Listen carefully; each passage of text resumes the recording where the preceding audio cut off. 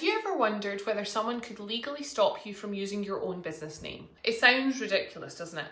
You've spent years and years building up your reputation in the industry. You've got a website, you've got customers, you've got social media handles, you're posting regularly. Everyone knows you by that name. Surely nobody else can suddenly claim it. Well, that's exactly why Taylor Swift is back in the legal headlines. She is currently defending a trademark claim over the title The Life of a Showgirl.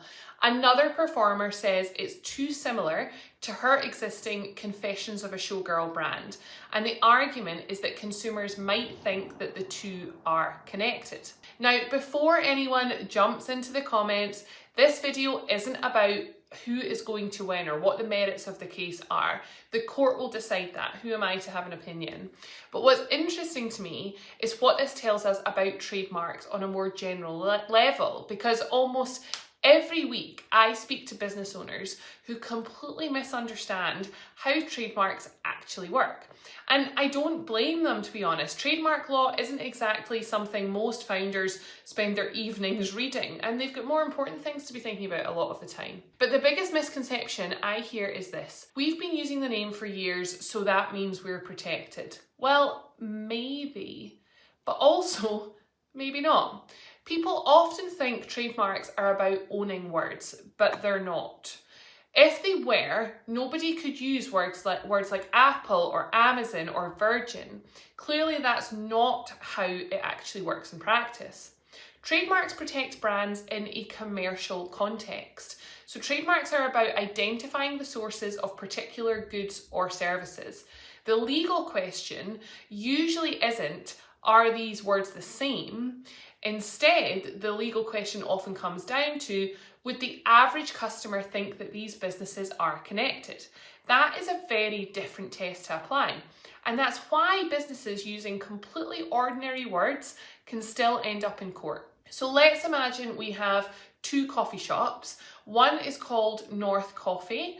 Another opens a few streets away and it's called Northern Coffee. Would that automatically be a trademark infringement? No, it wouldn't. Or it depends. Are they targeting the same customers? Are the logos similar? How distinctive is the original brand? Could customers genuinely believe that these coffee shops are linked? There's a lot more to it than simply comparing the words. Now let's bring this back to SMEs and founders and what should be relevant to you, because honestly, that's where I see the biggest mistakes happening.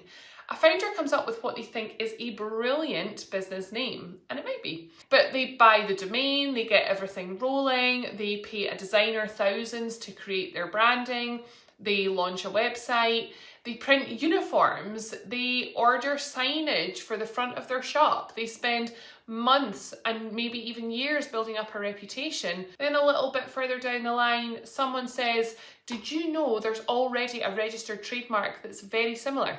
At that point, it is no longer just a legal issue, it is a commercial disaster that the founder is going to have to deal with. Changing your name isn't just about changing a logo. It's changing your entire business identity. It's changing your website, your email addresses, your marketing material, your social media, your SEO, your customer recognition. Sometimes your packaging as well. Sometimes your vans. Sometimes every single contract you've ever signed. It can become incredibly expensive and time consuming. And that's why I always say that one of the cheapest legal jobs that you can ever have is checking your brand before you invest in it. People are often surprised when I actually say that, because everyone thinks that lawyers make money from disputes and from things going wrong. Actually, I'd much rather help someone avoid one in the long term. There's another misconception that I hear all the time. I registered the company at Companies House, so that means I own the name.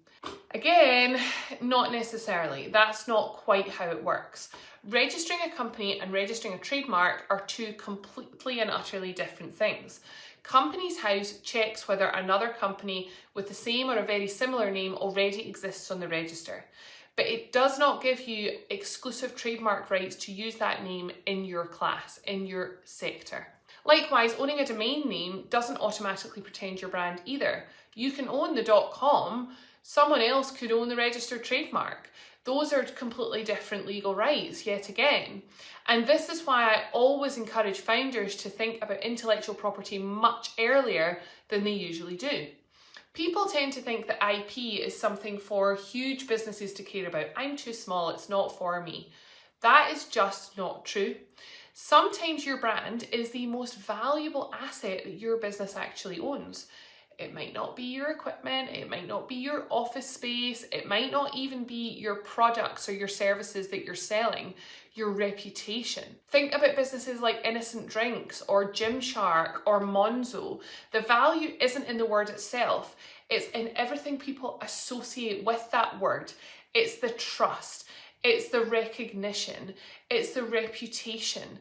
That's what trademarks are helping to protect. Now, I should say one very important thing. Simply because someone applies for a trademark does not automatically mean that they will get one, in case that wasn't obvious. And even if they do, it does not automatically mean that they'll succeed if someone challenges that trademark. Every case will turn on its own facts. That's why sweeping statements like, you can't trademark common words, or using a name first always wins, are both wrong. Trademark law is much more nuanced than that. But if there's one lesson that every founder should take away from the Taylor Swift story, it's this. Don't assume that your brand is protected simply because you've been using it for however long you've been using it. Ask yourself the question, have we actually protected what we've spent years building? Because if the answer is no, today is probably a much better day to sort it out than the day someone sends you a solicitor's letter. Thanks again for watching. If you found this video particularly useful, I'd really appreciate it if you subscribe to the channel.